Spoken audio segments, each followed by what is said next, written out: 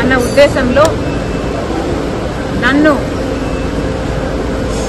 ఎలాగైనా సరే నా భవిష్యత్తును పాతిపెట్టాలి అన్న ఉద్దేశంతో ఎన్నో చేశారు.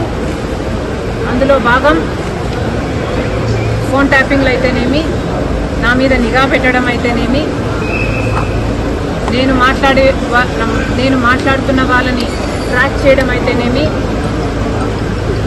నాకు రాజకీయంగా బలమయ్యే వాళ్ళని లేక నాకు సపోర్ట్ చేసే వాళ్ళని బెదిరించడం అయితేనేమి, ఇలాంటివి ఎన్నో చేశారు. అందులో భాగంగానే ఈ ఫోన్ ట్యాపింగ్ కూడా చేశారు. జగన్మోహన్ రెడ్డి గారు నా మీద చేసిన అత్యాచారాలలో ఫోన్ ట్యాపింగ్ అనేది చాలా చిన్నది. అసలు నేను ఊపిరి తీసుకోవడమే కష్టం చేశారు జగన్మోహన్ రెడ్డి గారు.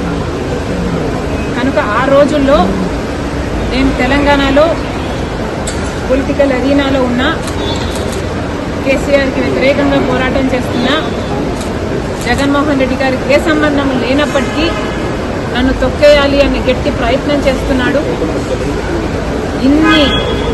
ఇంతమంది ఇన్ని ఫోర్సెస్తో పోరాటం చేయడం వాస్తవానికి నాకు చాలా కష్టంగా ఉండింది. Therefore, I could not fight every battle. I had to choose which battle to fight, and our time lo I could not afford to fight this phone tapping issue. నేను ఏ పోరాటాలు చేయాలి అన్నది నా సర్వైవల్ కోసం నేను పోరాటాలు చేస్తున్నా. కాబట్టి ఆ పర్టికులర్ టైంలో ఫోన్ ట్యాపింగ్ ఇష్యూ మీద నేను పోరాటం చేయలేకపోయినా, in spite of knowing that is illegal, unethical and against my constitutional rights. కానీ ఇప్పుడు నేను చెప్తున్నాను, ఫోన్ ట్యాపింగ్ జరిగిన మాట వాస్తవం, ముమ్మాటికి నిజం. ఈ కాన్వర్సేషను సుబ్బారెడ్డి గారు వైసీపీ నాకు సొంతంగా వినిపించింది. ఇది నిజం. కాబట్టి ఇప్పటికైనా నేను అప్పుడు చేయలేని పోరాటం, ఇప్పుడు ప్రభుత్వాలు మారాయి, ఇక్కడ రేవంత్ అన్నగారు ఉన్నారు, అక్కడ చంద్రబాబు గారు ఉన్నారు. కనీసం ఇప్పుడైనా ఈ ఇష్యూని చాలా సీరియస్గా తీసుకోవాలి. ఎక్కడ ఏ ఎంక్వైరీకి రమ్మన్నా నేను కూడా రావడానికి సిద్ధంగా ఉన్నాను. తప్పు జరిగింది, ఆ తప్పుకు శిక్ష కూడా పడాల్సిన అవసరం. అంటే ఎంక్వైరీనైనా మీరు ఏమన్నా ఫిర్యాదు చేసే అవకాశం ఉందా? నేను ఫిర్యాదు చేయాలి అనుకుంటే జగన్మోహన్ రెడ్డి గారు నాకు MOU రాసిచ్చిన రోజే ఇది అమలు చేయటం లేదు అని ఫిర్యాదు చేసేదాన్ని. నిజానికి సొంత తల్లిని కోర్టు తీర్చింది జగన్మోహన్ రెడ్డి గారు. నాకు పర్సనల్ గ్రడ్జెస్ లేవు అని నిరూపించుకోవడానికి మేబీ నేను పర్సనల్ ఫిర్యాదు చేయకపోవచ్చు. కానీ నేను చెప్పాలనుకుంటున్నది సోషల్ ఇష్యూ. ఇక్కడ తప్పు జరిగింది.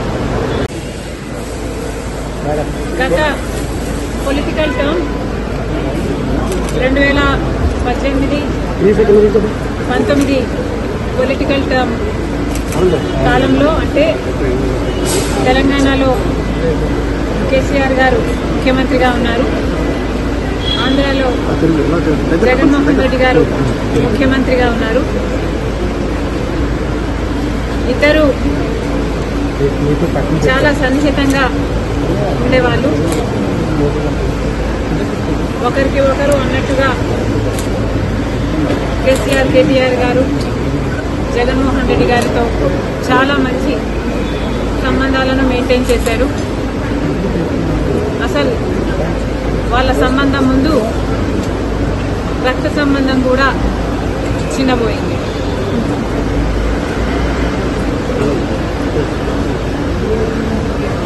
తెలంగాణలో ఫోన్ ట్యాపింగ్ జరిగింది అన్నమాట ముమ్మాటికి నిజం. మరి ఈ ఫోన్ ట్యాపింగ్ వ్యవహారం తెలంగాణ ముఖ్యమంత్రి, ఆంధ్ర ముఖ్యమంత్రి కలిసి చేసిన జాయింట్ ఆపరేషను లేకపోతే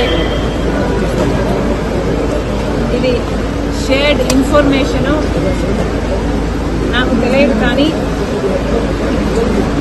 ఒక మాట అయితే స్పష్టంగా అర్థమైంది. అదేమిటంటే ఫోన్ ట్యాపింగ్ జరుగుతుంది. ఎంతమంది మీద జరుగుతుందో నాకు తెలియకపోయినా నా ఫోన్ ట్యాప్ అవుతుంది, నా భర్త ఫోన్ ట్యాప్ అవుతుంది, నా దగ్గర వాళ్ళ ఫోన్లు ట్యాప్ అవుతున్నాయి అన్న విషయం నాకు చాలా చాలా స్పష్టంగా అర్థమైంది. అసలు మా ఫోన్లు ట్యాప్ అవుతున్నాయి అనే అంశాన్ని నిజానికి నిర్ధారించింది వైవి సుబ్బారెడ్డి గారే. స్వయంగా వైవి సుబ్బారెడ్డి గారే హైదరాబాద్లో మా ఇంటికి వచ్చారు. మా ఇంటికి వచ్చి మా ఫోన్లు ట్యాప్ అవుతున్నాయి అన్న అంశం నిర్ధారిస్తూ మా ఫోన్లు ట్యాప్ చేసిన ఒక కాన్వర్సేషను, ఒక ఆడియో కాన్వర్సేషను, వాళ్ళు ఫోన్ ట్యాప్ చేసిన కాన్వర్సేషను నాకే వినిపించారు.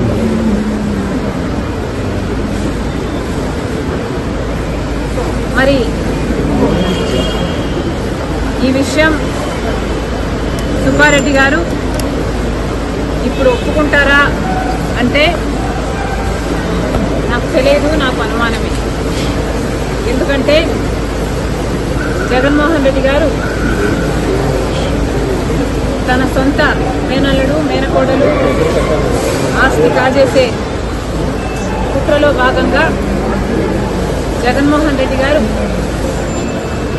సాయిరెడ్డి గారికి, సుబ్బారెడ్డి గారికి ఎలా ఒత్తిడి చేశారో, ట్యూషన్లు పెట్టి మరి మీడియాలో ఎలా అబద్ధాలు మాట్లాడించారో సాయిరెడ్డి గారు స్వయంగా చెప్పారు.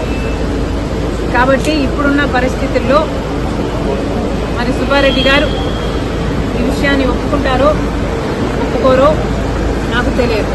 కానీ ఇది నిజమని నేను ఏ ఇన్వెస్టిగేషన్ ముందరైనా చెప్పగలను, బైబిల్ మీద ప్రమాణం చేయగలను, నా బిడ్డల మీద ప్రమాణం చేసి ఇది నిజమని ఎక్కడైనా చెప్పగలను. మరి ఇలా నా ఇంట్లోనే నా ముందరే ఫోన్ ట్యాపింగ్ చేసిన ఆడియోలు నాకే వినిపిస్తే మరి నేనేం చేశాను అని మీరు నన్ను అడగచ్చు. ఎందుకంటే ఫోన్ ట్యాపింగ్ అన్ఎథికలే కాదు, ఇల్లీగల్ కూడా. మరి అంత పెద్ద విషయాన్ని మా ఇంట్లో నా ముందరే బయట పెడితే నేనేం చేశాను అని మీరు నన్ను ప్రశ్నించవచ్చు. కానీ ఇక్కడ నేను చెప్పాలనుకున్న సంజాయిషి ఏమిటంటే, అప్పట్లో ఒకవైపు తెలంగాణలో కేసీఆర్ గారు ముఖ్యమంత్రిగా ఉన్నారు, ఆంధ్రప్రదేశ్లో జగన్మోహన్ రెడ్డి గారు ముఖ్యమంత్రిగా ఉన్నారు. ఇటు తెలంగాణలోనైనా ఇటు ఆంధ్రాలోనైనా కేసీఆర్ గారు జగన్మోహన్ రెడ్డి గారు చేస్తున్న అరాచకాలతో పోలిస్తే ఫోన్ ట్యాపింగ్ అంశం చాలా చిన్నదిగా కనిపించింది. ఒకవైపు జగన్మోహన్ రెడ్డి గారికి నేను తోడబుట్టిన చెల్లెలిని, ఆ విషయం కూడా మర్చిపోయి రాజశేఖర రెడ్డి గారి బిడ్డనని మర్చిపోయి జగన్మోహన్ రెడ్డి గారు నేను రాజకీయంగా ఆర్థికంగా ఎదగకూడదు అన్న ఉద్దేశంలో నన్ను